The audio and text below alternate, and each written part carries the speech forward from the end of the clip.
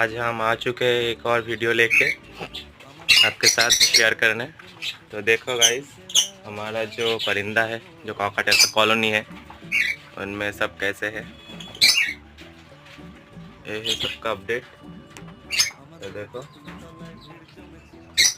सभी के सभी जो है बहुत अच्छे हालात में है इस बारिश के मौसम में भी। तो आप भी आपके बर्ड को कैसे अच्छा रख सकते हो ऐसा मैं बताऊंगा आज। और